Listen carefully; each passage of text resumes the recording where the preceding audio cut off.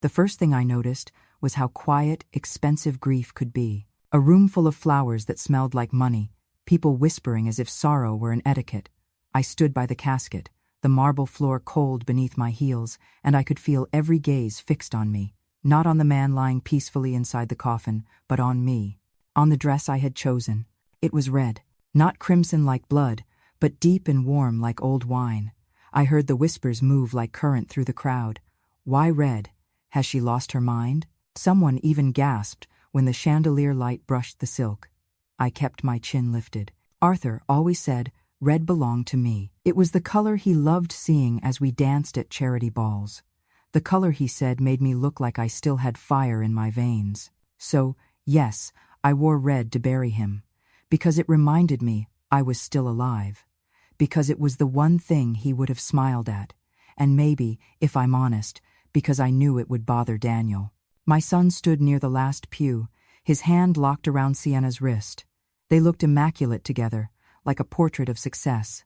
Daniel had inherited his father's sharp cheekbones and something of his commanding posture, but none of his warmth. Sienna was the kind of woman who turned admiration into currency. Blonde hair arranged like strategy, smile rehearsed to charm bankers. Even in mourning, she radiated hunger. When the organ began its slow hymn, I folded my hands and pretended to pray. But inside, I watched them both, the way they avoided meeting my eyes, the way Sienna leaned close to whisper behind her veil, the way Daniel's lips curved when he thought no one was looking. I knew that smile. Arthur used to wear it when he closed a deal. After the service, the guests filled the hall of our estate, crystal glasses, black suits, the faint perfume of pity. People came to touch my arm, to tell me Arthur was a visionary, a man who built an empire from dust. I nodded, grateful, practiced. 30 years of being Mrs. Parks had taught me the choreography of appearances. But all the while, I could feel Daniel's impatience slicing through the crowd like a silent knife. He was waiting for everyone to leave, waiting for me to collapse so he could step into the space my husband had left behind. I didn't collapse. Instead, I refilled my glass with water that looked like vodka and listened. I moved through the house that had once echoed with laughter and found a corner where voices carried too clearly for their own good. Daniel's voice came first, low, steady, cruelly confident. "She's old, Sienna. She won't handle the numbers. We'll take care of everything." Sienna laughed softly, that high-bred whisper people mistake for elegance. "You mean you'll take care of the company, and I'll make sure she stays comfortable." I froze, invisible behind the half-open door to Arthur's study. The room still smelled of leather and ink. Daniel continued. "Dad built this empire for the family. Now it's our turn. She's had her share of luxury. We'll modernize. She'll sign whatever we put in front of her." My fingers tightened around the stem of my glass until it trembled. I didn't feel anger. Not yet. What I felt was a quiet clarity, the kind that arrives just before lightning. My son, my only child, saw me as a wall to climb, not a mother to protect. Sienna's tone turned syrupy. "Be patient. Smile for her. Let her think she's in control. Once the will is read, she'll realize everything belongs to us anyway." I placed the glass down on the sideboard before it slipped. My hands looked calm. Inside, something sharp was taking shape, an idea made of grief and steel. When they stepped out of the study, I met them in the hallway. "Mother," Daniel said quickly, the confidence gone, replaced by that artificial concern that children learn when they're guilty. "We were just talking about arrangements." "Of course," I said. "Arthur left so many details unfinished. You must be exhausted already." He hesitated, unsure if I was mocking him. I smiled the way Arthur used to, when he wanted to remind a rival that he held the higher ground. Sienna stepped forward, hands clasped. "Kiara, you should rest. Let us handle the practical matters. You shouldn't have to deal with the estate alone." "Perhaps," I said softly. "But your father always trusted me with the important things." Their eyes met a flicker of panic, brief but visible. Then the masks returned. I walked away before they could speak. Behind me, I could feel the heat of their stares. The war had begun, though neither of them realized it yet. That night, when the last car left the driveway and silence reclaimed the house, I poured myself a drink from Arthur's cabinet. The ice cracked like punctuation in the quiet. I sat in his chair, the one no one else dared touch. The city lights shimmered through the window, reflections caught on the glass like ghosts. He had once told me, "If you ever find yourself surrounded, Kiara, remember this. Power is patience, dressed in silence." I traced the edge of the desk where his fingerprints might still live. Maybe he had known this day would come. Maybe every empire breeds betrayal. I didn't cry, not even when I whispered goodnight to the empty room. Outside, the rain began thin, precise, relentless. It sounded like applause from somewhere very far away. The next morning, the house felt foreign. The air had changed. It carried the scent of flowers dying too quickly, the echo of footsteps that were no longer his. I walked through the hallway barefoot, coffee cooling in my hands, and every surface seemed to hum with memory. Arthur's absence wasn't loud. It was surgical. He had been the gravity of this house, and now everything floated slightly out of place. The servants whispered when they saw me coming down the stairs in the same red dress from last night. I didn't change it. Let them think what they wanted. In the library, sunlight slid through the tall windows, touching the spines of his books. Law, architecture, economics. Arthur built his world from numbers, but he filled it with beauty. I placed my cup on the table and pulled open one of the drawers in his desk, half expecting the familiar rustle of his hands, moving papers aside. Nothing. Only the faint smell of cedar and dust. Then I saw it. A corner of white envelope, hidden beneath a stack of old project files, my name written in his handwriting. Kiara, not Mrs. Parks, not Darling, just my name, the way he wrote it when something mattered.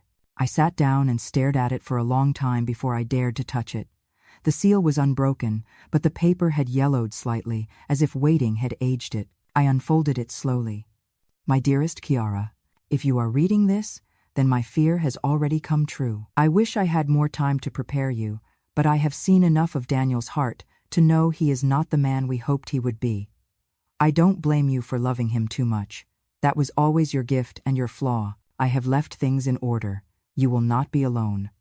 Mr. Haldon knows everything. Trust him completely. Let Daniel believe what he wants.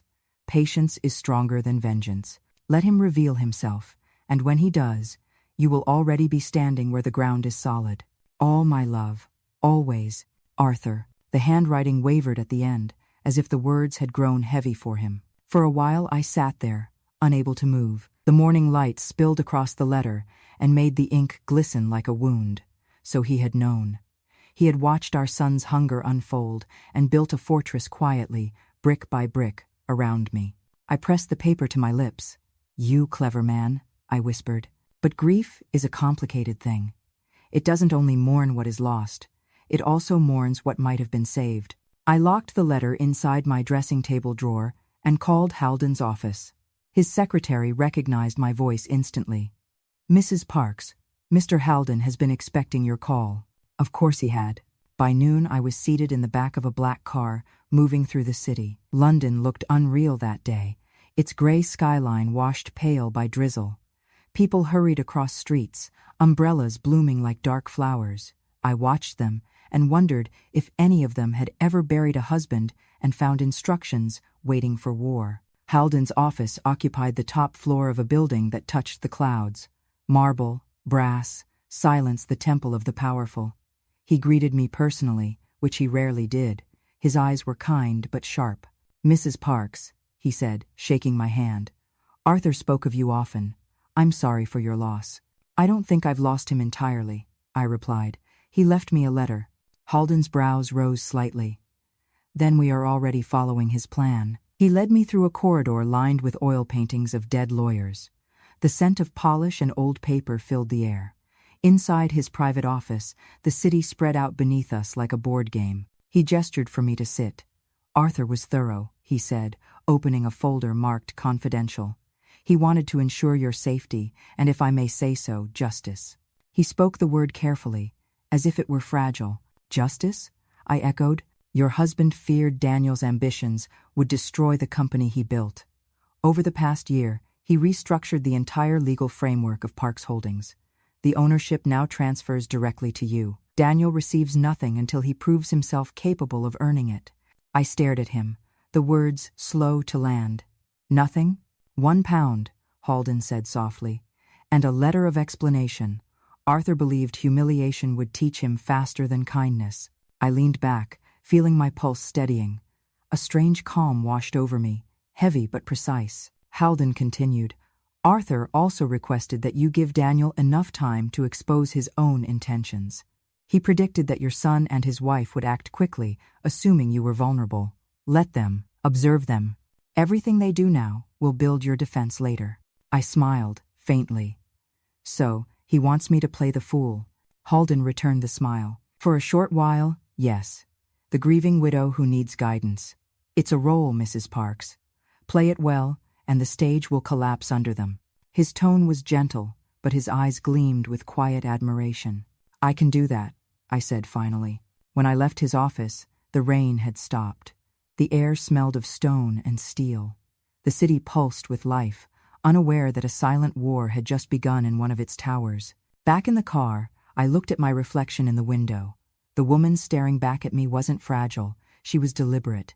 Arthur had written, "Patience is stronger than vengeance." He had forgotten to add something.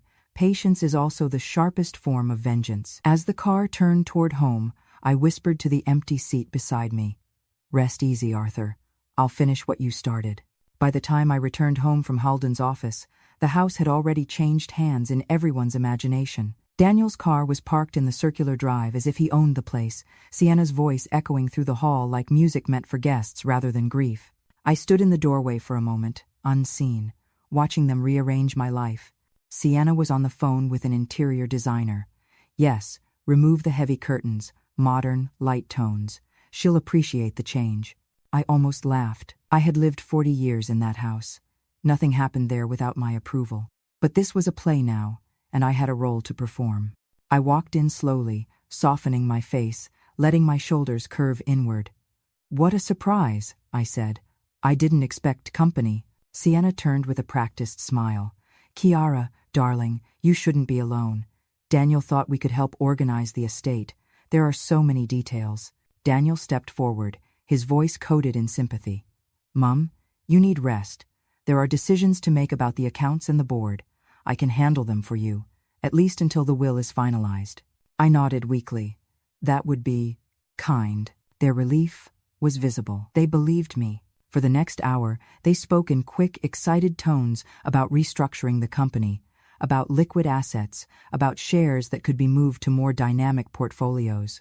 I listened with my hands folded, a gentle widow, learning the strange language of finance. Every sentence built the cage they were climbing into. When Daniel left to take a call, Sienna sat beside me, crossing her legs elegantly. "You know," she said, "Arthur always wanted you to travel. Maybe this is the time.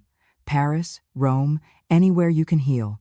We'll take care of everything here." Her perfume was sharp, expensive, and it made the air feel small. I looked at her and smiled. "That's thoughtful, Sienna. Arthur always admired your energy." She seemed flattered. She should have been worried. By evening, I had agreed to let them review several property documents. They left carrying a folder Halden had advised me to prepare copies, all legally harmless, every page stamped in faint watermark, for reference only. After they drove away, I went to Arthur's study. The clock on the desk ticked softly, steady as a pulse. Inside, hidden behind the brass gears, was the recorder Halden's assistant had installed that morning. Every word they had spoken in that room was now preserved. Their ambition had been caught in crystal clarity. I sat back and watched the dusk swallow the garden. The lights along the path flickered on one by one like obedient soldiers. Arthur's empire still obeyed me, even if his son didn't. The next day followed the same script. Sienna arrived with pastries and false warmth, Daniel with briefcases and urgent papers. They had found a potential buyer for one of the London hotels. At least, that's what they said. Their enthusiasm was contagious, their greed radiant. I played my part. The grateful mother, the grieving widow, the woman too fragile to understand numbers. By the third day, they stopped hiding their confidence. Daniel took phone calls in front of me now, discussing figures that made my stomach turn. "Yes, transfer the initial amount," he said once, pacing near the fireplace. "The inheritance is secured. We'll cover the margin later." He caught my eye and smiled, reassuring, as if I were a child who had overheard something she shouldn't. After they left that afternoon, I called Halden. They're moving quickly, I told him. Too quickly. That's what Arthur predicted, he said. Let them continue. Every transaction they attempt strengthens your position. The authorities are already monitoring the accounts Daniel used when your husband was ill. Authorities? Arthur filed a report months ago. Quietly. He expected this. We only needed Daniel to walk into it. I hung up and leaned against the window. The garden below shimmered with the color of wet leaves. Somewhere, far off, thunder rolled like a warning. That night, I hosted a small dinner for a few of Arthur's old business friends, men and women who had always underestimated me. I listened as they asked about the future of Park's holdings, pretending to fumble for answers. Daniel and Sienna have ideas, I said, letting a hint of doubt slip into my voice. Arthur trusted Daniel's instincts. One of the guests frowned. Instincts are fine in youth, but fortune demands patience. I smiled faintly.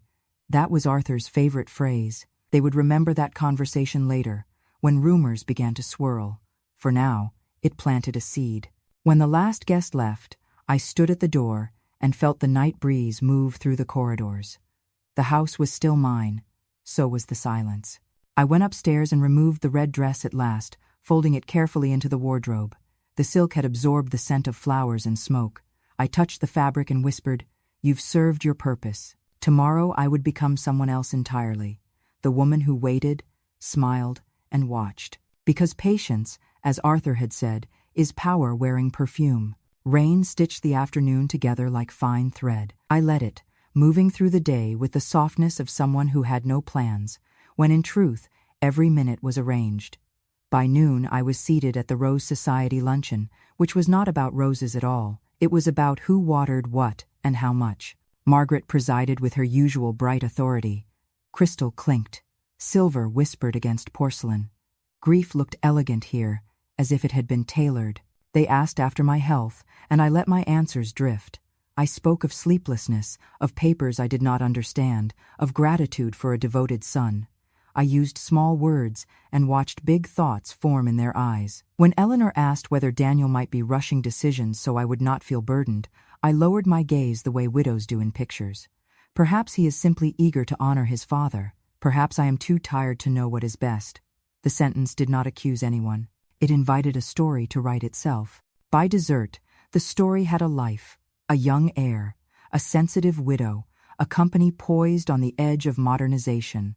I did not say the word risk. I let them say it for me, softly at first, then with the confidence of people who believe they are protecting a friend. Margaret squeezed my hand when we rose from the table. "Prudence is not fear," she said. "It is love that knows how to count." When I reached home, Sienna was in the foyer with swatches of pale fabric fanned like doves. An interior designer stood nearby taking notes. Daniel arrived 2 minutes later with a smile that had numbers behind it. "We will lighten the rooms," Sienna announced, her eyes bright. Fresh beginnings. He placed a folder on the console and spoke as if reading a weather report. "I have a letter of intent for a waterfront development. Timing is perfect. We will need a deposit within 72 hours. He glanced at me as if I were the clock he had to beat. I let my mouth part in mild alarm. A deposit? That seems so quick. He laughed gently and patted my shoulder. "Opportunities do not wait, Mum." The phrase was an echo of one he had never earned the right to use. I asked to see the letter. He angled the pages away with the easy thoughtlessness of someone who believes consent is a formality. "Nothing for you to worry about. I will manage it." Sienna steered me toward the drawing room as if leading a child to a storybook. She spoke of fabrics and light, of health and mood, of how change could be healing. She did not notice the recorder inside the mantel clock. She never looked at clocks. She looked at mirrors. That evening I called Halden. He listened without interruption and then asked me to repeat certain phrases exactly. "Deposits within 72 hours. Ownership secured. She will sign." He had me slow down and say them again, as if words were keys pressed into wax. When I finished, he breathed out like a man who had watched a bridge complete itself. "The monitoring order is active," he said. "If anyone asks, you are following your son's advice as a grieving mother. Nothing more, nothing less." The next day, I invited 3 women for tea who wrote the city's gossip without ever touching a pen. They arrived wearing kindness and left wearing worry. I gave them the tour Sienna had planned and asked their thoughts with grateful humility. Do you think Arthur would have wanted everything changed so soon? They glided through the rooms and spoke to me of memory. One of them paused at the portrait above the stairs. Some houses must remember before they are allowed to forget, she said.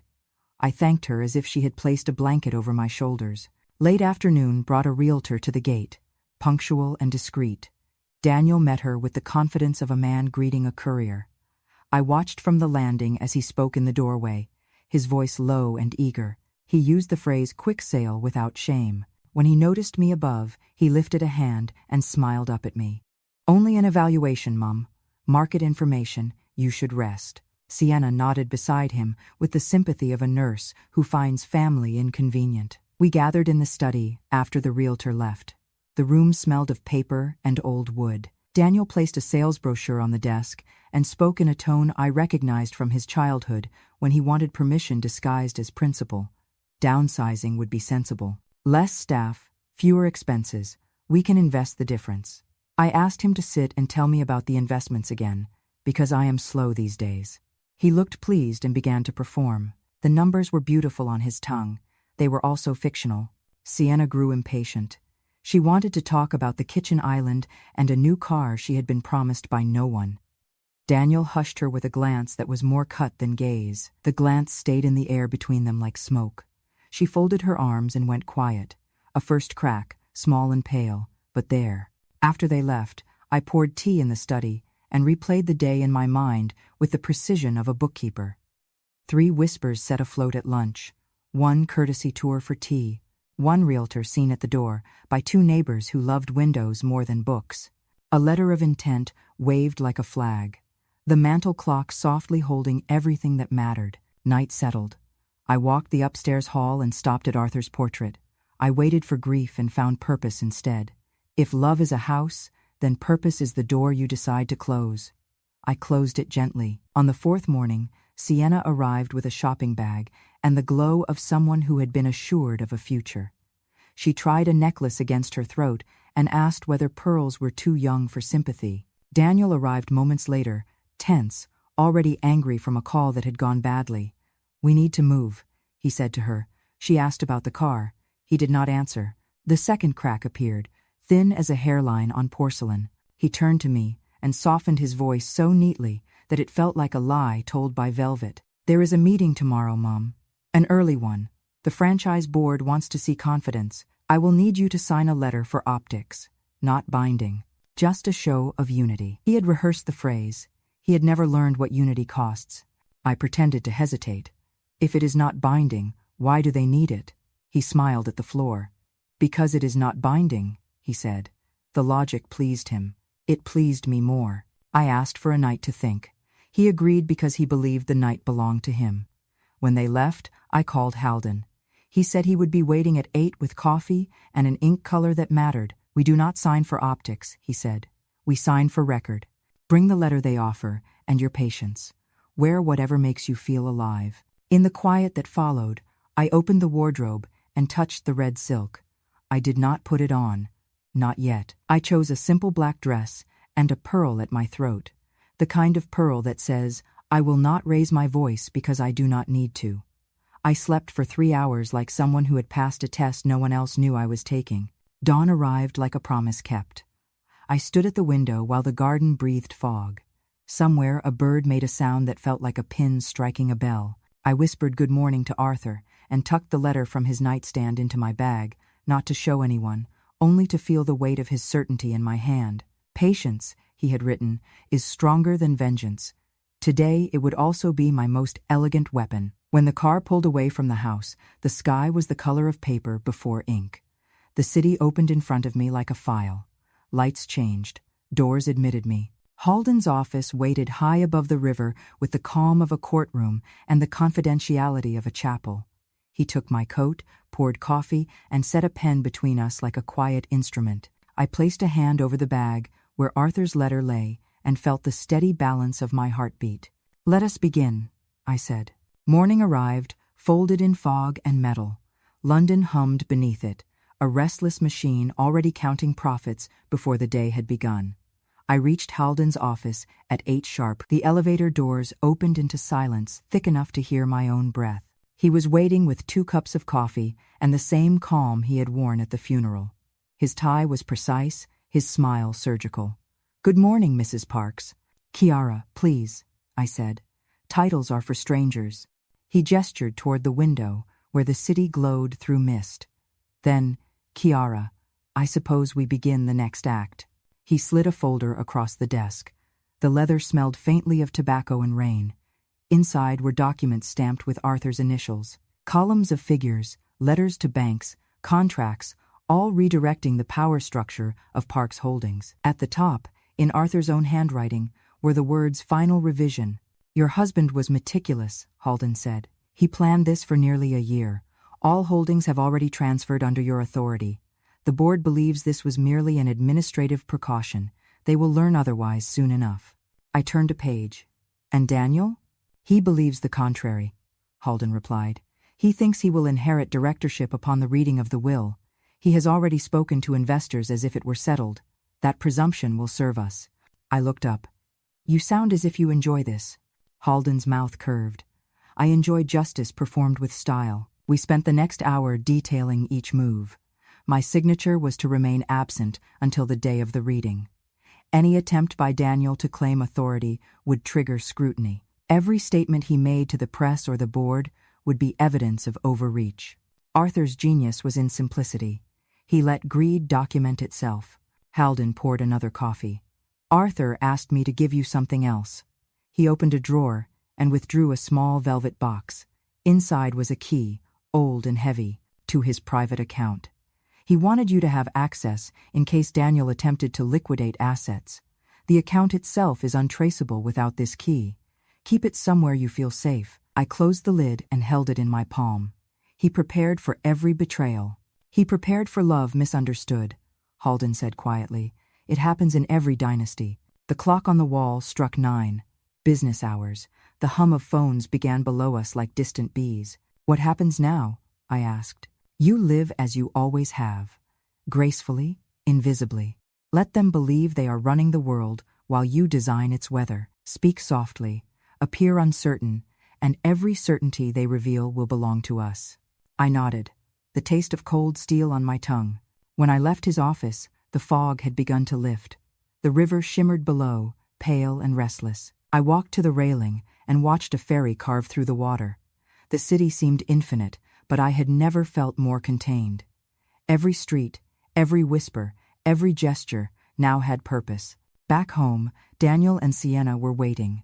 They stood by the grand staircase like hosts, greeting an uninvited guest. "Mom," Daniel said brightly, "we were just talking about the board meeting. They'd love to see you tomorrow." "The board?" I asked, feigning confusion. "Is that necessary so soon?" "Just formality," Sienna said, "to reassure them everything continues smoothly." I smiled faintly. Arthur hated formalities. Daniel's grin faltered for a second. "Times change." I tilted my head. "Do they?" The silence stretched between us, taut and invisible. Then I sighed and set down my gloves. "Fine. If it comforts them, I'll attend." His shoulders eased. He believed compliance was surrender. That night, I sat alone in the study with the red silk folded neatly beside me. The house breathed quietly around me, and I could almost hear Arthur's voice beneath the ticking clock. "You never need to shout, Kiara. Let them echo their own downfall." I looked at the recorder hidden within the mantel. Its small red light blinked like a heartbeat. Tomorrow, I thought, the recording would continue. Tomorrow they would speak again, confident and careless. I opened Arthur's letter one last time before sleep. Patience is stronger than vengeance. The ink shimmered faintly under the lamp.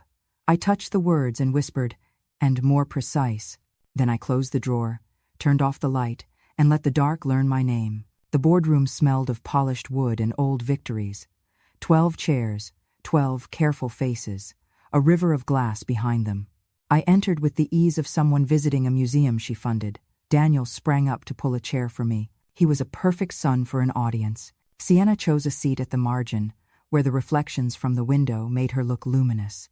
She folded her hands over a notebook that had never known ink. Introductions were brief. These were people who had eaten Triumph for breakfast and called it cereal. Daniel began with a slide deck that moved quickly and brightly. He spoke of momentum, of aggressive timelines, of modern appetite. Every sentence pressed forward. He scarcely used his father's name. I let the first 10 minutes wash over me like warm water. Then I raised a hand slightly. The room quieted. He looked pleased. He thought I would bless him. I asked him to explain the risk disclosures he had filed for the waterfront project. He said they were forthcoming. I asked about the liquidity plan for the deposits. He used the word provisional. I asked for the compliance sign-off. He said the team was confident. Confidence is a flavor. It can be sweet or it can burn. Today it burned. Sienna leaned in with a soft voice. Daniel has excellent relationships with the right people. She did not name any of them. She smiled at me instead. We would all feel better if you assured the room that you support his leadership during this delicate time. Halden cleared his throat from the far end. I had not noticed him enter. He had chosen a chair against the wall like a witness. He looked at me and then at the minute's secretary. The pen was poised, the air changed. I lifted my cup and drank. The tea had cooled. I let the quiet expand until I could feel its edges. I support stability, I said. Arthur believed in patience. Before we rush to rename storms as opportunities, let us be sure our shelter is built. A director with silver hair nodded. Another shifted in her seat and looked at Daniel. The smile he gave her was almost a flinch. We moved to questions. The head of compliance asked Daniel where the letters of intent had been lodged. He said the firm had them on informal hold. Informal is not a word boards enjoy. The head of legal asked whether any representations of post-probate access to funds had been made to outside parties. Daniel took a breath too quickly. No binding representations, he said. Halden leaned forward. For the record, he said, please define binding. A small laugh moved around the table, the kind that hides a wince. Daniel tried to laugh too. It sounded like a door catching on its hinge. When it was my turn again, I spoke softly. Arthur taught me to respect numbers because they defend themselves only when they are whole. If there is any uncertainty, I would prefer we pause. Grief has not made me slow. It has made me careful. The minute's secretary wrote that sentence down. I watched her do it. The pen moved like a witness under oath. A vote was suggested for a temporary operating resolution. Daniel proposed language that placed him as interim executive chair for optics. The word went into the air and hung there like perfume that is too sweet. I asked to read the language. He slid the draft toward me with a smile that belonged in photographs. I did not touch it. Halden reached for it instead and read aloud. Interim authority to execute pre-probate agreements in anticipation of estate transfer. The phrase was a match struck in a dry room. The head of audit cleared her throat.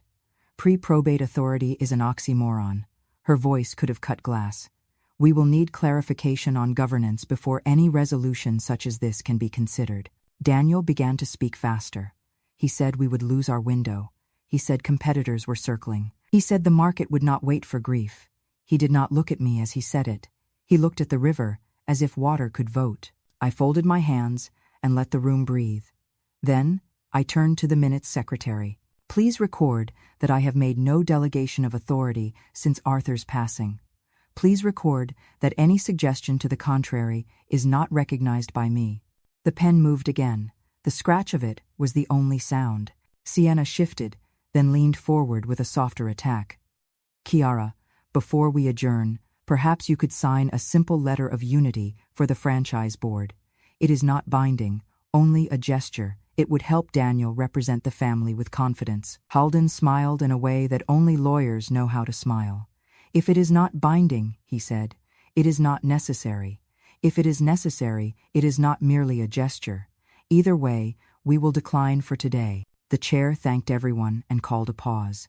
People rose slowly, as if learning a new gravity. Daniel collected his papers with quick movements. His jaw had the set of a man who had discovered friction. We stepped into the corridor. The glass showed our shapes, stretched across the river light. Daniel stood very close. Mom, he said, you are making this harder than it needs to be. Hard is only a word men use when women refuse to move, I said. Bring me numbers, Daniel. Bring me consent from the proper committees. Then we will talk about ease. Sienna touched his sleeve. There were eyes on us. She knew where eyes live. Back in the room, Halden waited beside the long table with a small sealed envelope. He handed it to the chair and spoke in a tone that carried without weight. For the record, an addendum from Arthur Parks, to be unsealed in the event of any representation of authority made without the consent of his wife. The chair looked at me. I nodded once. She broke the seal and read silently. Her face did not change, but the room did. Authority rests with my wife until probate is complete. Any assertion to the contrary shall be treated as misrepresentation subject to immediate review. Documentation of such assertions has been prepared. Prepared. The word settled like a stone at the bottom of a pool. The chair folded the paper. Thank you, Mr. Halden. For now, we will postpone all external engagements pending full compliance review. Ms. Parks, our condolences again. Your presence today has been clarifying. I thanked her. I did not look at Daniel when we left. He followed several steps behind, as if distance might change the shape of consequence. In the lobby, light poured through the atrium like a new verdict. Sienna tugged his sleeve again, a gesture that had turned from intimacy to survival. He moved his arm away without thinking. The third crack. I heard it even if no one else did. Outside, the city had ripened into afternoon. Cars stitched themselves along the curb. I stood with Halden under the awning and watched the rain begin in fine lines. That was the beginning, he said. I thought of Arthur's letter. I thought of the recorder in the mantel and the key in my handbag. I thought of the minutes, the addendum, the gentle word misrepresentation that has a sharp edge when written. No, I said. That was only the weather changing. Halden glanced at me, curious. And the storm. I smiled and stepped into the rain. It arrives next. Rain misted across the city when I woke. It was a softer sort of weather, the kind that blurs edges and hides things that prefer not to be seen. Perfect weather for pretending. By noon, the house smelled of lilies again. Daniel had sent a florist's truck to replace the flowers from the funeral, though no one had asked. Sienna arrived in a cream coat and heels too bright for grief. She called from the hall. "Kiara, darling, we brought lunch." She always used my name as if it were an accessory that matched her tone. I met them in the dining room, wearing the black cardigan that made my skin look pale. It was deliberate. People underestimate pale things. Daniel unpacked sandwiches and spoke of progress. "The board meeting went well," he said, smiling as if the cracks in his confidence weren't visible. "They respect your restraint.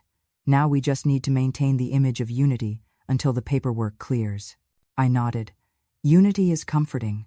Sienna sat beside me, spreading napkins as if preparing a feast for trust. "Daniel has been incredible," she said. "You should see the calls he's taking. Everyone's eager to invest. Arthur would be proud." I bit into the sandwich and chewed slowly. "Arthur was often proud of patience," I said. She laughed lightly, not understanding. "Of course. But momentum matters too." Momentum. The word sounded like the beginning of an apology waiting for an accident. When lunch was over, Daniel asked if I might join him in the study. He had some forms that needed a signature, routine administrative approvals, he said. The study smelled of ink and anticipation. I sat in Arthur's chair. Daniel spread the papers before me, pages that looked official, language sharp and confident. I pretended to squint. "You know how terrible I am with legal writing," I said. "You'll have to walk me through." He explained each clause as if speaking to a child, his tone gentle, rehearsed. I nodded, pretending to absorb it all. Then I set the pen down. Perhaps Halden should look at it first. Arthur always said never to sign when tired. A flash of irritation crossed his face, quick as a blade catching light. "Halden overcomplicates everything," he said. "This is just paperwork." "I'm sure," I replied softly. "But paperwork built this empire. I'll have Halden glance through tomorrow." Sienna appeared at the door, perfume entering before her. "Everything all right?" she asked. "Perfect," Daniel said. "Perfect," I echoed. They left soon after, their car lights dissolving into rain. I waited until the house was still, then opened the desk drawer. The recorder's small red light blinked. I pressed play. Their voices filled the room, smooth and venomous. Sienna laughing. Daniel saying he would stage the signature later if necessary. Her reply, "She won't notice. She wants to believe you're saving her." I listened twice. Then I sent the file to Halden with one message. The performance is going well. The next morning, I invited the same gossip trio for tea again. They arrived curious, polished, expectant. I served them quietly and let the conversation wander until one asked about Daniel's energy. "He's unstoppable," I said with a smile. "Arthur would worry if he saw the pace, but I suppose Daniel knows best." They exchanged looks that said they would call friends before sunset. Whispers move faster than headlines. After they left, I walked the corridors of the house, touching frames, portraits, banisters. Everything Arthur had built was still here, still breathing, though his son walked through it like a visitor who had stolen the keys. By evening, Daniel called. His tone was lighter, almost charming. "Mom, you'll be proud. Investors are showing real interest. Just stay quiet a bit longer. The optics are perfect." "Optics," I said. "Yes, I'm good at optics." He laughed. "Of course you are." When the call ended, I stood by the window watching the river lights tremble. I could almost hear Arthur's voice in the hum of the city. "They will build the trap themselves. You only have to hold the door open long enough." Halden called an hour later. "The recordings are safe," he said, "and the regulators have begun preliminary observation of Daniel's accounts." Observation? Officially, nothing exists. Unofficially, they're watching. "Good," I said. "Let him dance." The night stretched long. I poured myself a drink and wrote in my notebook the way Arthur used to. Clean bullet points, no sentiment. 1. The board doubts him. 2. The investors whisper. 3. The papers are copies. 4. The recorder works. 5. The son believes the mother sleeps. I closed the notebook. The rain outside had turned heavy, persistent. It fell like applause again. I turned off the lights, leaving only the small glow from the mantel clock. The red dot blinked steadily. The house listened with me. Tomorrow, Daniel and Sienna would return, thinking they were closing their victory. They would bring more papers, more confidence, and I would offer tea, patience, and the quiet smile of a woman who has already written the ending. Morning entered the house like a courtesy, quiet and polite. I let it move through the rooms while I waited in the study, with a pot of tea and a notebook open to a blank page. The mantel clock watched me with its patient red eye. The garden beyond the window shivered under a thin wind that made the yew hedges look like thoughts changing their minds. Sienna arrived first. She came alone, which meant the day had not begun well for Daniel. Her smile was dimmer. The warmth she usually wore like silk had cooled into something brittle. She kissed the air beside my cheek and set a glossy folder on the desk. "A little paperwork before lunch," she said. I poured tea. The cup clicked gently against the saucer. "Tea for you." She shook her head and began arranging documents so that the signature lines faced me. The pages were clever. They were not requests for authority. They were acknowledgments of receipt and understanding, the kind of statement a widow might sign to indicate she has been informed. Halden had warned me about acknowledgments. A single line can become a lever if someone is willing to pry. "How is Daniel?" I asked. She smoothed the top page with 2 fingers. "Focused. Grief makes some people decisive. Grief makes some people honest," I said. Her gaze lifted for a fraction of a second, then fell back to the paper. "If you initial here and here, it will ease the board. Nothing binding." I studied the first paragraph. The language had the soft gloss of reassurance and the small print bite of appetite. I smiled gently and set my pen on the blotter. "I will read them this evening. My eyes are better at night." Disappointment flickered. She began to speak, thought better of it, and tucked a strand of hair behind her ear. "You know we only want what keeps the company safe." "Safe from what?" I asked. "From uncertainty," she said. "Uncertainty is a fine teacher," I said. "It makes the confident check their arithmetic." Daniel arrived before noon. He walked in as if his shoes had thorns. A red mark sat high on his cheek, too narrow for a bruise. He kissed Sienna without looking and greeted me with a smile that missed its target. "Mum, we have an update. The franchise board wants a letter of support by tomorrow. A simple sentence. They are nervous about rumors." His eyes narrowed slightly. "People talk. People help," I said. "Sometimes the same mouth does both." He placed a single sheet on the desk. It was elegant and short. It stated that I had reviewed his plans and was pleased with his leadership. It did not authorize a transaction. It did not mention probate. It was a flag whose color would look innocent from a distance. "You can sign now," he said. "We will courier it. I have the envelope ready." I kept my voice pleasant. I promised Halden I would not sign anything alone. A muscle jumped at the corner of his jaw. "We cannot keep asking Halden to bless every breath we take. The market moves." "Let the market stretch its legs," I said. "It will still be there when we arrive." Sienna stood very still. She had learned that stillness can be a form of argument. Daniel hated stillness. He picked up the letter and paced. He spoke of timing and windows and rivals, and how delay is a decision disguised as caution. He was not wrong. He had simply forgotten that caution can choose its hour. I asked him to sit. He did not. I asked him to breathe. He did not. He turned to Sienna for agreement and found only her reflection in the window. The fourth crack appeared in that silence. It sounded like China cooling after scalding water. We moved to the dining room for lunch no one wanted. Sienna described a charity gala that might honor Arthur if the family presented a united front. Daniel interrupted with numbers. I let their sentences collide until they stopped trying to land. After they left the table, I returned to the study and opened the drawer with the recorder. I checked the file counter. It had captured their visit with the precision of a metronome. I felt the strange comfort of a ship hearing its own echo return from the lighthouse. At 3 o'clock, I hosted a brief visit from 2 directors who had asked to pay respects. They did not come for respect, they came for temperature. We sat by the fire and pretended the tea was the reason we were there. One of them mentioned that Daniel had been seen at a private club with a financier who enjoys momentum more than math. The other asked whether I planned to travel. I said I might visit the coast. The sea is good at reminding people of proportion. When they rose to go, the silver-haired woman squeezed my hand. "We appreciate clarity," she said. "Too much speed fogs the glass." After they left, I sent Halden a brief note. "Increased fog.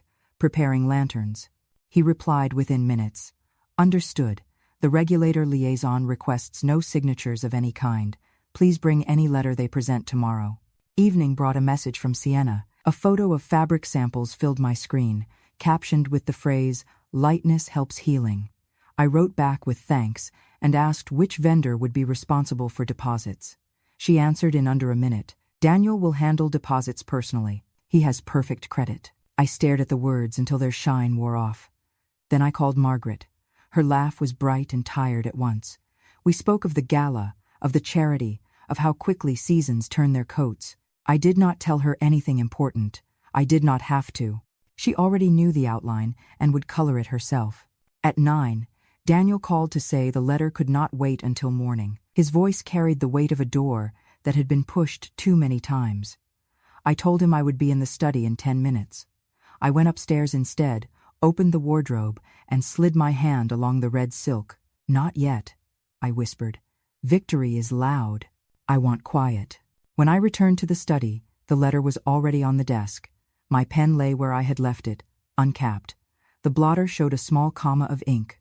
The mantel clock blinked softly. Daniel stood behind the chair as if guarding it. The envelope rested beside the letter. He pointed at the line and began to talk about schedules. I took the pen and wrote my name slowly on a sticky note. Then, I placed the note over the signature line and smiled. I sometimes need to feel the motion first. It helps my hand remember. He stared at the note as if it were a trick box. Then he laughed too loudly. "Fine, if it helps." He turned away to check his phone. I lifted the sticky note, placed it on the blotter, and set down the pen. I looked at the recorder light. I looked at my son. I felt the exact center of the room find me. "Daniel," I said, "will you tell me one thing? When you speak to investors, do you promise them my consent or your success?" He frowned. "Success is consent. People believe when we act. People also sue," I said. He waved a hand. "That is why we have lawyers." "We have lawyers because we have memory," I said. He exhaled sharply and scooped up the letter and envelope. "I will come back in the morning," he said. "We cannot let this drag." After he left, I replayed the last few minutes and sent the file to Halden with a single line. "The lanterns are lit." I slept lightly and woke before dawn. The house made small sounds that felt like trust. In the gray before sunrise, I went to Arthur's portrait and stood very close. I thought of all the rooms we had moved through together, all the people we had entertained, all the times I had been looked at and not seen. The red dress hung quiet in the wardrobe. Patience, I told it. Your time is soon. When the light finally arrived, it came with weather that could not decide itself. Sun that flickered, clouds like erased sentences. I made coffee and carried it to the study. The mantel clock blinked once and stilled. I wound it gently. The red dot brightened. Outside, a car turned into the drive. Daniel and Sienna stepped through the door together, but not together. They spoke at the same time and stopped at the same time. He held a new letter. She held silence. Before he could speak, I lifted my hand. Halden will join us in 30 minutes. I have asked the chair to attend by phone. Daniel opened his mouth and then closed it. Sienna examined the pattern in the carpet as if searching for a map. We waited in a triangle that did not touch. The house listened. This is how threads tighten. Not with noise, but with the quiet acceptance that there are only a few moves left and the board has begun to tilt. The morning air tasted of iron and thunder. London was restless again, a city pacing behind its own glass. I watched Daniel and Sienna's car disappear through the rain-glazed gate and waited until the house sighed back into stillness. Halden's voice came through the phone, measured and dry. They will not stop now. He's begun to move funds. Each transfer is a step into his own record. How long until it reaches the regulators? I asked. They're already listening. The more he speaks, the clearer the confession. After the call, I walked the corridor, letting my fingertips skim the wainscoting. The house hummed softly, the way it had when Arthur was alive, as though it remembered discipline. I went to the window and watched rain thread down the glass. Across the river, cranes hung still above half-built towers. Arthur had once said, "Progress is only patience, pretending to move fast." By noon, the phone began to ring. Margaret first, then 2 directors, then a journalist whose questions were disguised as condolences. Everyone wanted to know whether I supported Daniel's expansion. I told them I was proud of his ambition and worried about his haste. The sentence sounded harmless. It traveled quickly. By dusk, the market forums were whispering. Internal friction at Parks Holdings. Widow cautious about son's risk profile. I didn't need to start a fire. I only had to open the window and let the wind in. Sienna called in the evening, her voice wrapped tight. Daniel's furious. Someone's leaking nonsense. He thinks it's you. I don't know how to leak nonsense, I said. Only truth that hasn't finished its sentence. She hung up without goodbye. That night, I sat in Arthur's study with the lights low. The mantel clock blinked its red eye faithfully. The latest recording glowed on the laptop screen. Daniel shouting, Sienna crying, the sound of papers being torn. I forwarded it to Halden with a short line. Storm forming, as predicted.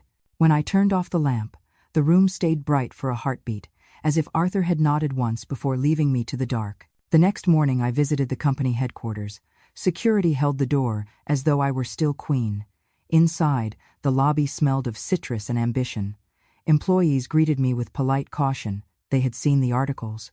They had started to wonder which parks would survive the season. In the board lounge, I met 2 senior partners. They offered coffee and sympathy.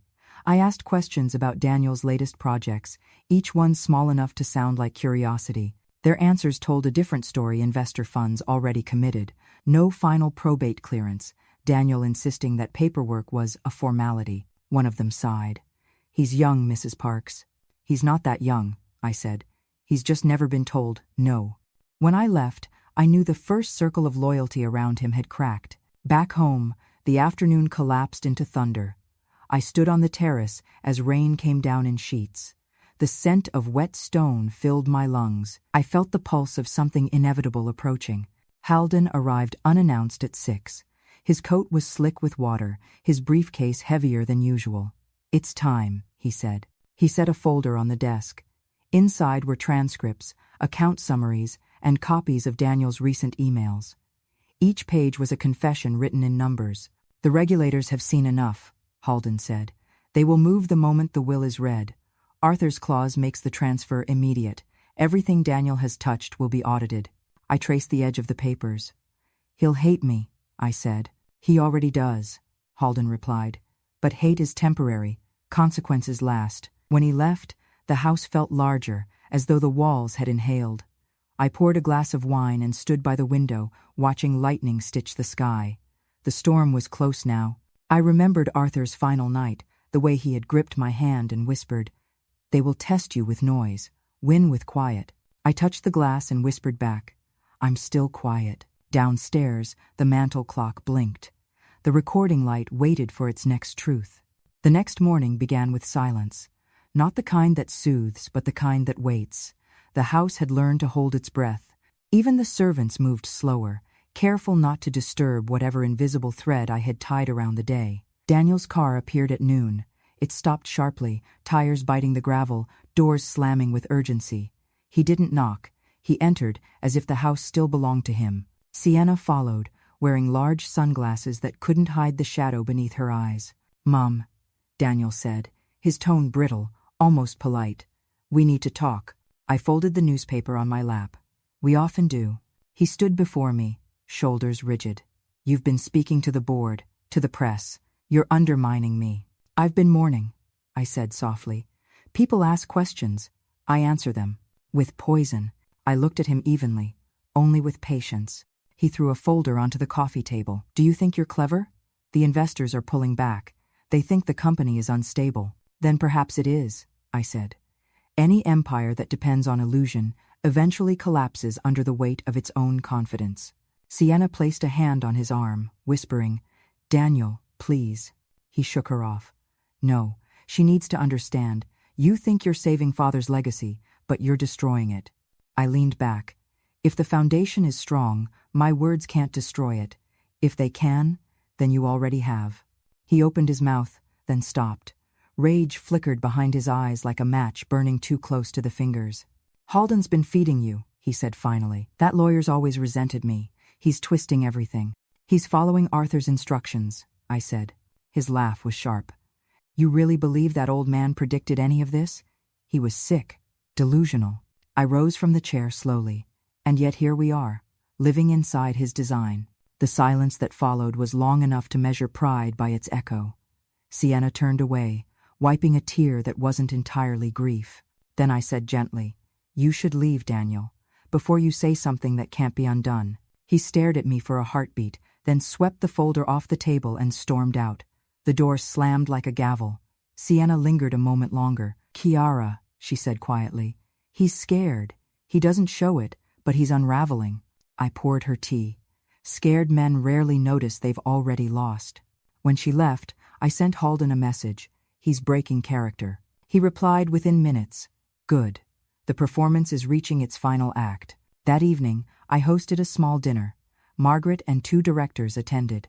The conversation circled carefully around business, grief, and weather. I noticed the subtle shift, the way they no longer asked what Daniel thought, but what I planned. Authority moves quietly when it changes hands. Halfway through dessert, Margaret leaned closer.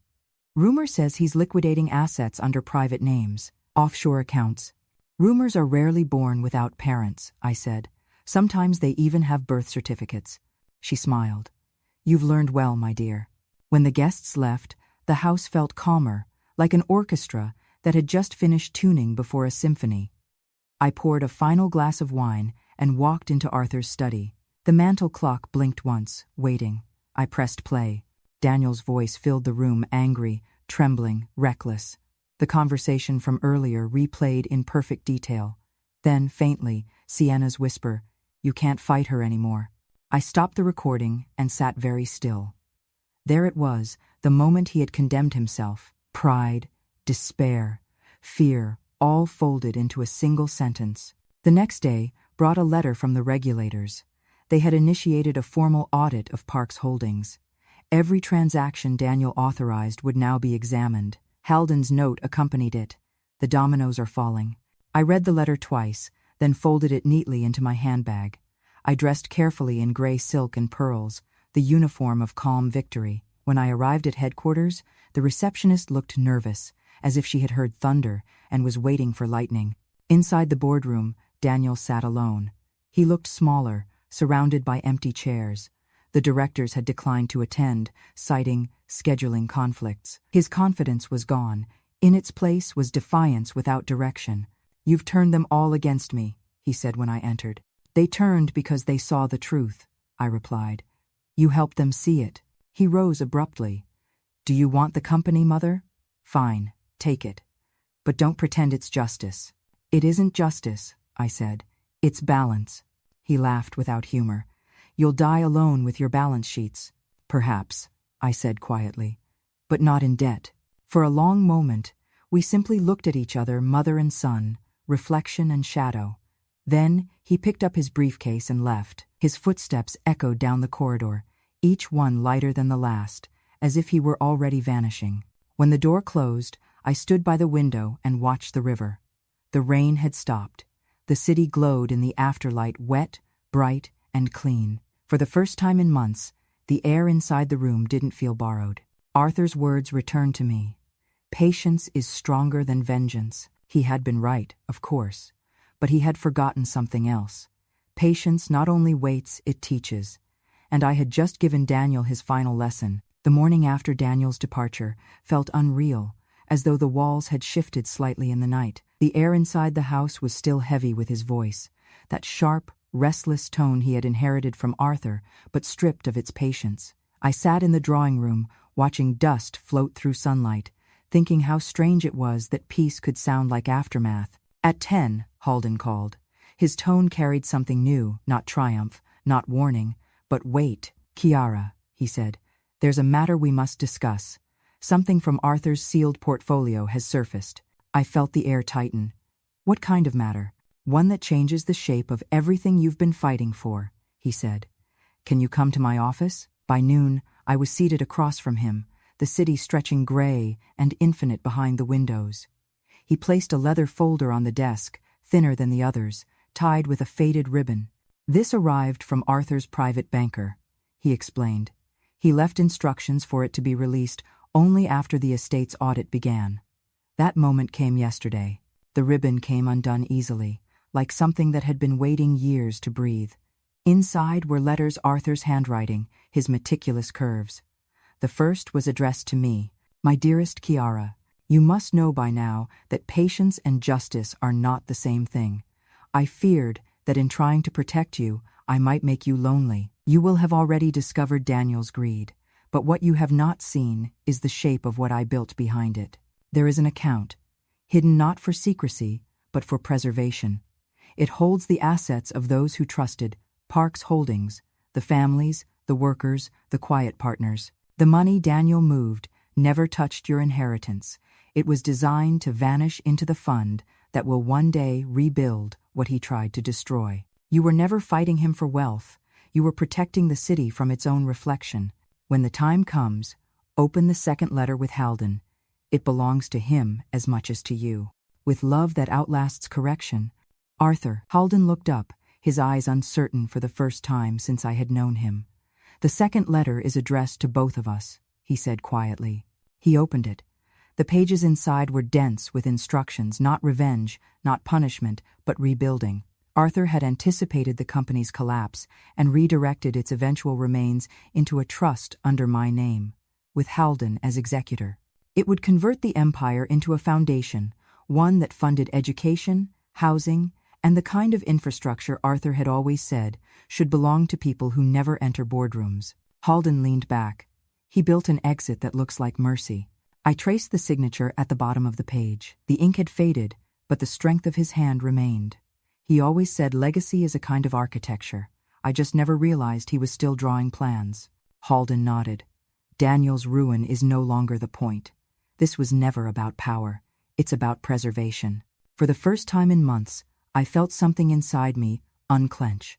The war I thought I was fighting had already been won not by confrontation, but by design. Does Daniel know? I asked. No, Halden said. And he can't, not yet. If he suspects, he'll fight harder. We need him to believe the fortune still exists. And then? Then he'll chase shadows until the law arrives. I rose slowly, the weight of revelation pressing but not suffocating. Arthur always loved riddles, I murmured. This was his final one. When I returned home, I walked directly to the portrait in the hallway. The eyes in the painting seemed to watch me differently now, not as a widow, but as a custodian. Beneath it hung the family motto Arthur had once commissioned in Latin. I had never bothered translating it. That evening, I finally did. It meant, from ruin, build. I laughed quietly. You clever man. The following days unfolded like clockwork. News of the audit spread through the business press. Daniel tried to issue statements. The board ignored him. Investors withdrew politely, pretending it was timing, not trust. Sienna stopped calling. She had always been more afraid of silence than scandal. On the 5th day, I received a package. Inside was the red dress cleaned, pressed, folded, and a note in Sienna's handwriting. He's gone to Geneva. I'm done pretending. I placed the dress back in the wardrobe. It had served its purpose. That night, I sat by the fire with a pen and a blank page. For the first time, I didn't write strategy. I wrote memory of Arthur's laughter, of the smell of ink on his hands, of the way he used to hum while drafting blueprints. The world would remember him as a businessman. I would remember him as the man who taught patience to love justice. The house was quiet, but not empty. It had become what Arthur wanted, a vessel that carried truth without noise. When the mantel clock blinked again, I didn't record anything. Some moments belong only to silence. The letter arrived at dawn, a single card from the probate court with a time stamped in the upper right corner. 10. The reading would be held in Halden's chambers at the request of the court. I placed the card on the dressing table beside Arthur's key and watched the morning sharpen around it. I chose a simple black dress and pearls. The red silk waited in the wardrobe like a secret. Not today, I told it. Today belonged to paper and voice and the careful art of ending a story without raising your tone. Halden met me at the lift. His eyes were steady, his mouth set with the discretion of a cathedral. In the anteroom beyond, the chairs were already filled. 2 directors, the minutes secretary, a representative from the regulator whose shoes did not squeak. Sienna sat at the far end, hands folded, face pale. She did not look at me. Daniel arrived last. He carried a confidence that did not fit him anymore. His suit was new, but his posture had borrowed too much from the night. He did not greet me. He nodded once to the room, as if he were granting permission for the day to proceed. We took our places. The window showed the river moving without hurry. Halden opened a leather folder and placed a sealed envelope in the center of the table. He spoke with the gravity of someone calling a ship to harbor. This is the last will and testament of Arthur Parks. The paper tore with a clean sound. The room breathed as one. To my wife, Kiara Parks, I leave the totality of my estate. All shares, properties, accounts, and controlling interest in Parks Holdings are to pass to her immediately and without condition. To my son, Daniel Parks, I leave £1 and a letter that I ask to be read aloud. Silence followed, like a tide turning. Somewhere far below, a horn sounded on the river. Daniel laughed softly, the sound brittle enough to crack. This is a joke. Halden did not look at him. He unfolded the second sheet. My son, I love you. I do not reward the hunger that would ruin you. I reward only work that has learned to measure itself. Build your own house. When you can stand inside it without borrowing the roof, you will understand mine. The words hung in the air, like a bell that would not stop ringing. Daniel rose to his feet. This is fraudulent. He looked at me. Tell them you did not know. Tell them this is Halden's theater. I kept my hands folded. Your father wrote those words when his hand was still steady. He wrote them because he knew you would choose speed over shape. The regulator placed a slim folder on the table. For the court record, he said, we acknowledge receipt of financial recordings and transcripts of certain representations made to outside parties. We will proceed as required. Daniel's eyes narrowed. What recordings? Halden nodded to the minutes secretary. She glanced at the mantel clock in the corner. The small red light watched us all. He leaned toward Daniel, voice gentle. You told several investors that you possessed control of 50 million. You promised access to funds that did not exist for you. You asked your wife to stage a signature. You attempted to sell property you did not own. Your father expected you to do these things. He left me the task of keeping the record fair. He pressed a button. The room filled with Daniel's voice. Every vanity, every certainty, every careless assurance, all preserved with the clarity of rain on stone. Sienna closed her eyes. The directors did not move. The regulator made a small mark with a pencil and folded his hands. I did not watch my son. I watched the window. The river kept its appointment with the sea. When the audio ended, Halden closed the folder and addressed the room. The will is valid. Control passes now. The court asks only that Ms. Parks sign the transfer acknowledgement for the probate file. He turned the page toward me. I signed with a hand that did not tremble. The pen left a line that felt like a door closing softly. Daniel spoke again, but the shape of his voice had changed. It was smaller. He looked at Sienna for a moment, as if she could translate the day into a language that spared him. She stared at her lap, her ring caught the light, and did not move. He turned to me. "You planned this." I shook my head. "Your father did. I only learned how to read him." The regulator stood. "The audit will proceed. We will be in touch with counsel." He nodded to Halden, then to me, then to the door. The directors rose. One of them stepped close and placed a hand lightly on my arm. "For what it is worth," she whispered. "Steadiness reads well." She left without looking back. Sienna finally stood. She faced me with the stubborn dignity of a woman who has run out of costume changes. "He will blame you for all of it," she said. "I know. He will never forgive you." "Forgiveness is a future tense," I said. "Today is about grammar that already happened." She nodded once. "I am sorry for my part." Then she walked out, every step clean and certain, as if she were excusing herself from a performance that had finally ended. Daniel and I were the last to remain. He stood across the table, arms at his sides, eyes bright with the kind of anger that has nowhere left to sit. "Take the company," he said. "Take the house, take the portrait. I hope the silence you love so much keeps you warm." "Silence does not warm," I said. "It keeps shape. There is a difference." He lifted the single-pound coin that Halden had placed beside the letter. He held it like an insult that weighed more than metal. Then he set it down with care, as if even anger understood some objects should not be thrown. He left without looking at me. The door whispered shut. Halden gathered the documents. The room seemed to expand, as if the walls had been waiting to breathe. He did not smile. "Congratulations is not the word," he said. "No, it is not." He handed me a separate envelope. "The trust instructions. If you agree, we file the first article tomorrow. The foundation will take shape as soon as the court confirms the transfer." I traced the edge of the paper. "Arthur's final design begins when noise stops." We walked together to the window.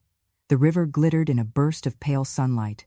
Clouds pulled back as if on a string. Halden spoke without turning. "There will be headlines, there will be speeches, there will be people who come to admire your calm and people who resent it. If you wish, we can hold a press conference tonight." I shook my head. "Not tonight." He understood. He slipped the envelopes into my bag and escorted me to the lift. The doors closed with the soft finality of a chapter that has found its last sentence. Outside, the city smelled washed and clean. The sky was the exact blue of porcelain just fired. I stepped into the light and felt no triumph, only accuracy. When I reached home, the staff stood a little straighter. The house recognized its owner. I climbed the stairs slowly and paused before Arthur's portrait. The Latin line gleamed under the late sun. From ruin, build. In my room, I opened the wardrobe and touched the red dress with the back of my fingers.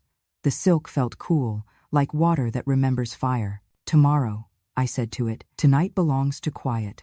I went to the balcony and watched the river move the way time moves, forward and patient. Somewhere far away, a bell rang. I closed my eyes and let the sound pass through me. "Arthur," I said into the evening, "the lesson is finished." The wind answered by lifting the curtain and then letting it fall. The house breathed. The clock downstairs kept time for us both. Morning unfolded like silk. No headlines yet, only the hush before a city chooses what to say. I opened the balcony doors and let cool air slide into the room. The river carried its quiet work forward. Somewhere, a gull cried once and vanished into the pale sky. Halden called at 8. He did not congratulate me. He spoke the language of aftercare. The court filed overnight, transfers complete. The board will convene at noon to formalize the new structure. He paused. There will be requests for comment. We can refuse without appearing evasive. Silence reads as strength when the paper is signed. I thanked him and dressed in a simple ivory blouse and a dark skirt that fit like agreement. In the mirror, I looked like a woman who could discuss budgets and funerals in the same breath. I placed Arthur's key into my bag. The habit had become a talisman, not for access, for memory. By mid-morning, the house hummed with a softer energy. The staff moved with the relief of people who know which way the weather will blow. In the kitchen, Mrs. Ames pressed a small jar of plum jam into my hands. "For breakfast tomorrow," she said. Her voice trembled. I nodded and placed the jar on the counter as if it were an heirloom. At headquarters, the lobby smelled of citrus again. The receptionist rose as I entered and greeted me with a steadiness I had not heard from her since Arthur lived. In the elevator, I stood alone and watched the numbers climb. Floors opened and closed like breaths. The board awaited me in the glass room that had once felt hostile. Today, it felt like a stage set after the audience has gone home. The chair invited me to sit. Her tone was warm but professional. "We will reinstate standard governance. No interim titles. No private representations." She looked at me. "Ms. Parks, would you like to address the team?" I stood. Words must match the room they enter. I kept mine short. "We will slow where we must and move where we can. We will pay every obligation on time. We will not promise what we do not own. The company will speak without adjectives." I saw shoulders lower around the table. Relief is a soundless thing when it is real. When the meeting ended, the chair lingered. She asked if I intended to keep the entire empire intact. I thought of Arthur's letter, of the trust that would convert profit into hands that needed it. "We will keep what earns its right to exist," I said. "The rest will become schools and roofs and doctors." She studied me for a moment and then smiled like a person seeing good weather on a forecast. Back home, I ate lunch by the window like a civilian. Sienna sent a message that contained no words, only a photograph of a train platform and the hem of a gray coat. I replied with nothing. Some conversations deserve the dignity of an ending that is not rewritten. In the afternoon, Halden arrived with a folder and a rare softness around his eyes. He placed the documents on the table: the foundation charter, the first endowment transfer, a list of projects Arthur had sketched during the nights when he pretended to sleep, community clinics near the estates he had once purchased, scholarships for the children of his earliest workers, a fund for legal aid in neighborhoods where eviction notices often arrive before sunrise, the architecture of a better city built from the bricks of an old one. We signed in silence. The pen felt lighter than it had yesterday. When we finished, Halden remained standing, as if uncertain whether to leave. He cleared his throat. "There will be pushback," he said. "People who believe charity is a confession, people who prefer wealth that stays furniture." He lifted a shoulder. "We can bear it." "We can," I said. "We were taught by a man who understood concrete." In the evening, I walked the gardens. The lights along the path came on in obedient sequence. Leaves held pockets of gold. For the first time since Arthur died, I let my pace slow until the world matched it. Grief approached again, polite and unafraid. It stood beside me as a companion rather than a judge. I did not push it away. Inside, a package waited on the hall table. No return address. I opened it to find a small silver locket. Inside lay a miniature photograph of Arthur and me, taken at a charity ball long ago. On the back of the locket, someone had engraved a single Latin word: build. I knew whose hand had chosen it. Margaret did not sign things that already had a heart. I climbed the stairs and stopped before the portrait. The paint glowed softly in evening light. I spoke aloud the way one sometimes speaks in empty churches. "We kept our promise, Arthur. We did not raise our voice." In my room, the red dress hung in a column of quiet. I slid my fingers over the silk and felt the pulse of a story that was not finished. There would be a public moment soon. The foundation launch, the press, the cameras that turn people into angles. For that day, the world deserved a color that refused to apologize. I set the dress on the bed and sat beside it for a while. I thought of the young version of me who had learned how to curtsy at banquets and smile through condescension. I thought of the middle version who built a spine from patience. I thought of the woman who had watched her son choose hunger over discipline and had not broken even when silence was called arrogance. All of them were still in the room. I took their hands. A chime sounded from the foyer. Margaret. She entered with flowers that smelled like laughter. She kissed my cheek and pretended not to see the dress on the bed. We drank tea and spoke of trivial things until trivial things were done serving as shelter. She set her cup down. "London is already inventing the legend," she said. "The widow who wore red, the mother who held her breath while the house burned and then found the water main." I told them to use fewer ornaments. She smiled. They never listen. I laughed softly. Let them decorate if it helps them remember the structure. She rose and touched my arm. You look like yourself again.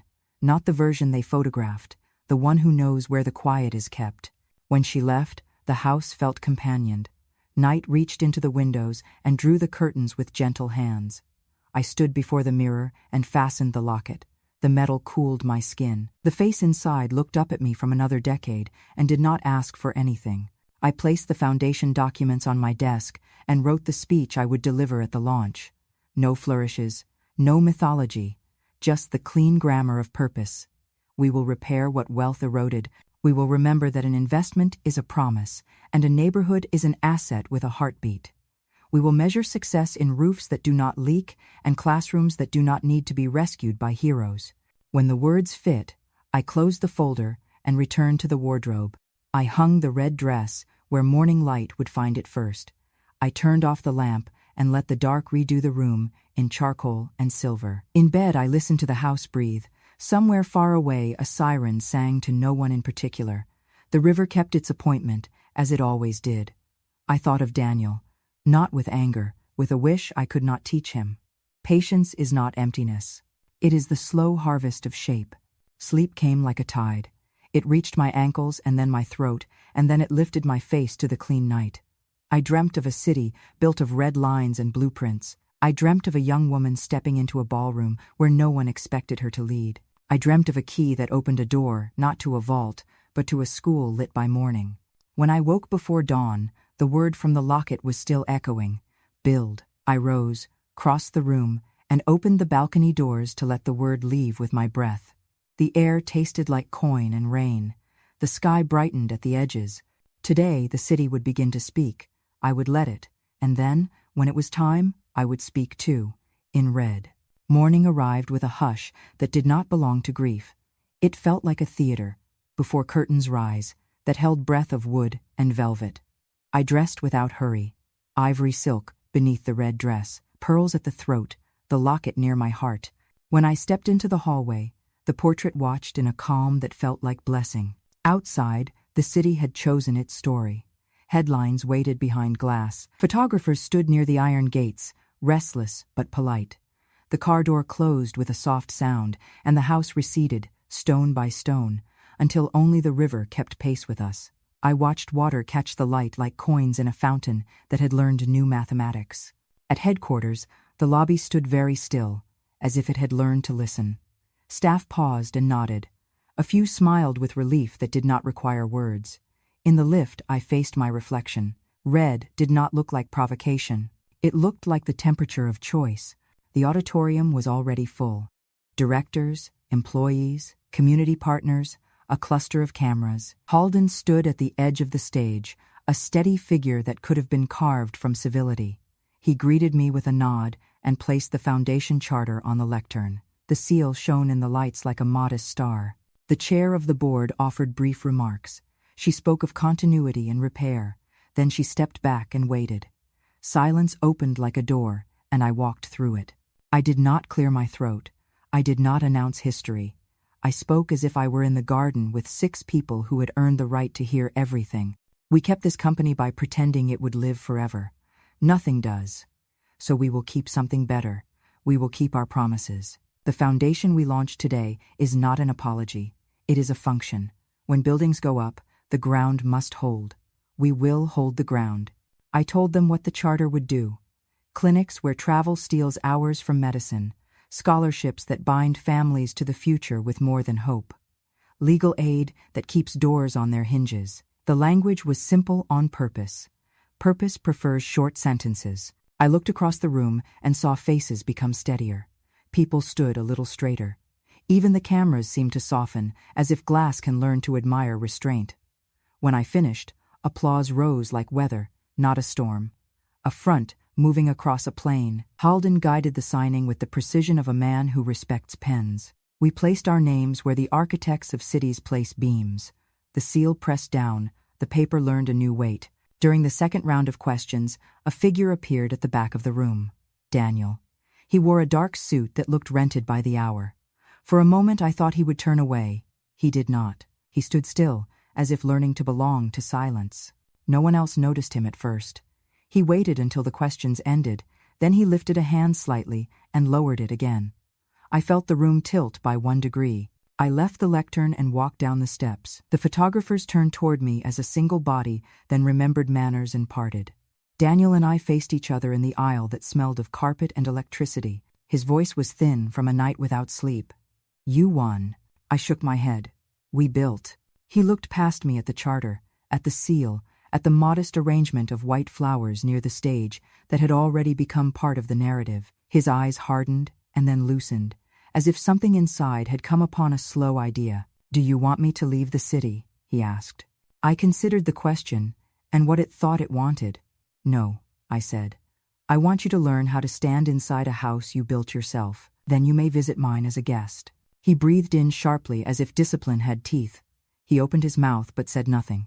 He glanced at Sienna, who stood near a side door in a gray coat, watching with a caution that looked like prayer. I gave her a nod that was not forgiveness and not refusal.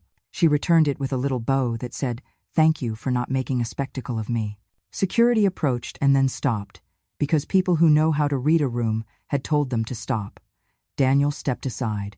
I passed him without contact. We became 2 compass needles, refusing to point at each other for a while. Out in the atrium, a journalist asked the question that had been waiting all morning. "Why red?"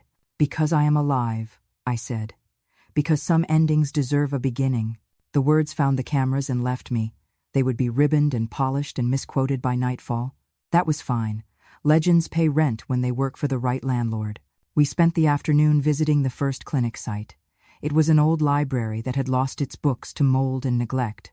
The windows were boarded in a way that felt like shame. Children watched us from steps across the street, with the solemn curiosity of juries. I walked through the echoing rooms and imagined rooms that did not echo. Paint on shoulders, light where light had been scolded. I saw Arthur standing in the dust with sleeves rolled and a pencil behind one ear. He was smiling in the way he always had when a plan moved from thought into lumber. An older woman approached me by the door and placed both hands on mine. She did not say thank you. She said, "Welcome back." It was better than gratitude. Evening leaned into the city like a tired friend. We returned to the house. The staff had placed small candles along the staircase, a gesture no one admitted to organizing. I stood at the landing beneath the portrait. I could have wept then. I did not. The locket rested against my skin and told me that memory had work to do. On the balcony, the river spoke without words. Lights trembled and found themselves again. I thought of the many women I had been, the one who learned to fold napkins in palaces, the one who learned to draw breath between insult and smile, the one who held a house while it burned, the one who found the water main. I poured a small glass of red wine and lifted it to the air. "To patience," I said, "to shape, to the city that will learn to carry both." Behind me, music from the kitchen radio drifted down the corridor, some old standard that had survived so many fashions it had become a kind of backbone. I let it thread the evening. My phone buzzed with a message from an unknown number, a photograph of a bus ticket, one way to a coastal town where the schedule is written in chalk, no text. I saved the image and set the phone face down. When I returned to the bedroom, the red dress caught the last light. I touched the silk lightly, the way one touches an animal that has never bitten but could. I thought of tomorrow and the next day and the day after, which would be made of errands and signatures and meetings with people who think wealth is a kind of weather. I thought of the clinic walls learning a brighter language. I thought of a boy who will stand one day in a doorway that used to lock him out. I turned off the lamp. Darkness came with courtesy and did not ask questions. The house breathed the slow breath of structures that have found their weight again. I lay down and let the quiet hold me, not as a throne, as a floor that does not tilt. Before sleep took me, I spoke once more to the space where Arthur has become an arrangement of memory. "We did not raise our voice," I said. The clock downstairs agreed in its own grammar. The river moved forward. The city kept all of its appointments with morning. Somewhere, a headline was written that called me the Red Woman. It was not wrong, it was simply shorthand. My name is Kiara Parks. I buried a man I loved, kept my house from falling, opened the door to a new one, and chose a color that reminded me to remain alive. From ruin, build.